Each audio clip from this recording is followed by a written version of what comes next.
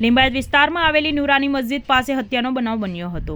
બહેન સાથે પ્રેમ સંબંધ હોવાની શંકાએ મિત્રએ જ કરી મિત્રની હત્યા. ઘાતક હથિયાર વડે જીવલેણ હુમલો કરી મોતને ઘાટ ઉતારી દેવાયો હતો. શહેબાઝ ખાન નામના યુવકની હત્યા કરવામાં આવી હતી. અન્ય એક વ્યક્તિ પર જીવલેણ હુમલો કરી ઈજા પહોંચાડવામાં આવી હતી.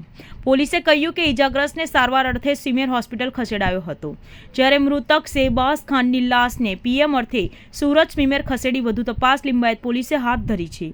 આરોપીને ઝડપી લેવા માટે ચક્કો ગતિમાન કરવામાં આવ્યા છે. આરોપીને ઝડપી લેવામાં આવશે તેવી શક્યતા પોલીસ દ્વારા વ્યક્ત કરવામાં આવી રહી છે.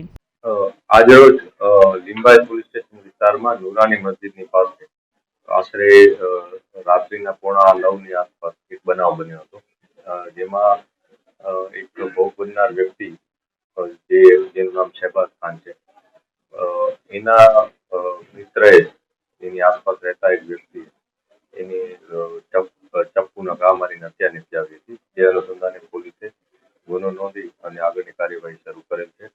આ સમગ્ર બનાવમાં અત્યારે પ્રાથમિક વિગત જે પોલીસને મળી છે એ મુજબ જે ભોગ બનનાર છે એને એના સાથે નજીકમાં રહેતા એક વ્યક્તિએ ચપ્પુના ઘા માર્યા છે. એ ચપ્પુના ઘા મારવા પાછળ એમના કંઈક પ્રેમ સંબંધ, બહેન સાથે પ્રેમ સંબંધ છે એવો વહેમ રાખીને એને ઘા મારી દીધા હતા અને એની સાથે બેસેલા અન્ય વ્યક્તિને પણ એને ચપ્પુના ઘા માર્યા હતા.